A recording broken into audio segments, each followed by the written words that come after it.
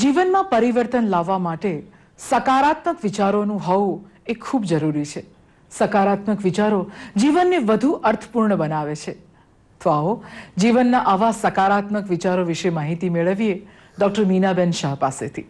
નમસ્તે મિત્રો, ફરી આપણે ભેગા થયા છીએ એક સ્વસ્થ અને સુંદર જીવન કેવી રીતે જીવવું અને તેના માટે રોજિંદા જીવનમાં નાના મોટા કંઈ પણ કયા પ્રકારના પગલાં ભરવા, કેવી રીતે તેના વિશે વિચાર કરવું, કેવી રીતે આપણા બીજા બધા લોકોને પણ, આપણા મિત્રો, આપણા કુટુંબીજનોને પણ તેમાં આપણે એમની સાથે મળીને જીવન તરફ આગળ વધવું, આ બધું જ ખૂબ અગત્યનું છે. કે ક્યારે પણ આપણે જ્યારે સ્વસ્થ રહેવું હોય તો એકલા બધું કરવું મુશ્કેલ છે, પણ આપણને જો આજુબાજુના લોકોનો સાથ સહકાર મળે અને આપણે પણ એમને સાથ સહકાર આપીએ તો બધા સાથે મળીને સ્વસ્થ રહેવું અને ખુશ રહેવું વધારે સહેલું છે.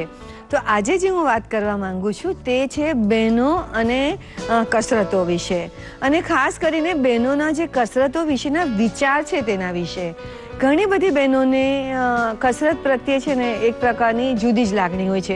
એમને એવું હોય છે કે હું તો આટલું ઘરકામ કરું છું એટલે મારા માટે કસરત જ કહેવાય, અને ક્યાં તો એમ માનતા હોય છે કે મારે તો આખો દિવસ કામ હોય છે, બાળકોને સ્કૂલે મોકલવાના, રસોઈ કરવાની, બધાનું ધ્યાન રાખવાનું, બજારમાં જવાનું, ઘરમાં કોઈ વડીલ હોય તો તેને જોવાનું, અને બહાર કામ કરતી બહેનો હોય તો બહારનું પણ કામ કરવાનું. આ બધી જ ધમાલમાં, બધી જ જવાબદારીમાં મને ક્યારે કસરતનો ટાઈમ મળે?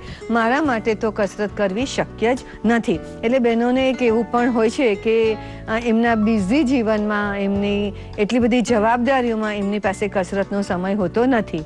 અને બહેનોને બીજું એવું હોય છે કે કસરત કરવા માટે કારણો હોય, એના કસરત ન કરવા માટેના ઘણા બધા વિચારો હોય છે. અને નાનપણથી જ એમને, હવે થોડો જમાનો બદલાઈ રહ્યો છે, પણ નાનપણથી જ દીકરીઓને એવા પ્રકારના વિચાર સાથે મોટી કરવામાં નથી આવતી કે પોતાના સ્વાસ્થ્યનું ધ્યાન રાખવું જોઈએ, અને પોતાના સ્વાસ્થ્યનું ધ્યાન રાખવું જોઈએ એમાં કસરત કરવી જોઈએ. પણ એક અગત્યની વાત છે, કંઈ કોઈ પણ છોકરી, કોઈ પણ સ્ત્રી જ્યારે પોતે સ્ફૂર્તિમય હશે, પોતે તાજગીમાં હશે, પોતે હકારાત્મક હશે, તો તે જે પણ કામ કરશે પોતાના માટે, બાળકો માટે, કુટુંબ માટે કે બહાર માટે, તે વધારે સરસ કરી શકે. તો બહેનો આજથી નક્કી કરો કે હું મારા સ્વાસ્થ્ય તરફ પણ ધ્યાન આપીશ અને રોજ મારા સ્વાસ્થ્યને સારું રાખવા માટે 15 મિનિટથી લઈને કંઈ પણ 45 મિનિટનો સમય કાઢીને પણ કોઈ પણ પ્રકારની કસરત કરીશ.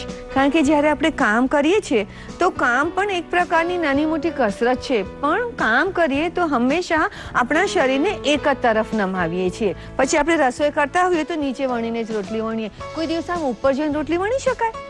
ના વણી શકાય. તો એ જે સ્નાયુ છે, આપણા ગળાના સ્નાયુ, એક મેં દાખલો આપ્યો કે આપણા જે ગળાના સ્નાયુ છે તે વધારે નીચે જ જોયા કરે છે અને ઊંચું જોવાની કસરત એમને મળતી નથી. એટલે પછી આપણને ગળાને છે, ખભાને છે, હાથને છે, આ બધી તકલીફો આપણને વધી શકે છે.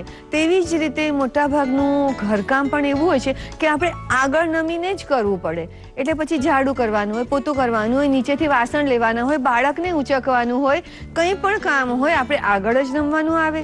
એટલે સતત જ્યારે કમર આગળ જ નમ્યા કરે અને ખોટી રીતે નમ્યા કરે તો પછી કમરનો દુખાવો વધે છે. એટલે આજકાલ તો મેં એટલી બધી બહેનો એવી જોઈ છે કે 25 વર્ષ, 35 વર્ષ, 45 વર્ષ થતાં તો એમને કમરનો દુખાવો એટલો બધો થતો હોય છે કે દિવસમાં 2-4 વાર એમને એમ થાય છે કે હા, મને એટલી કમર દુખે છે કે મારાથી કામ નહીં થાય.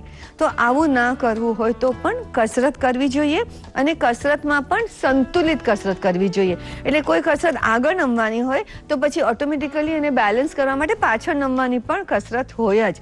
કોઈ વાર તમારે રાઈટ સાઈડ નમીને કોઈ કસરત કરવાની હોય તો લેફ્ટ સાઈડ નમીને પણ કરવાની આવે. એવી રીતે સંતુલિત કસરત કરવી જોઈએ, તે પણ એટલું જ અગત્યનું છે.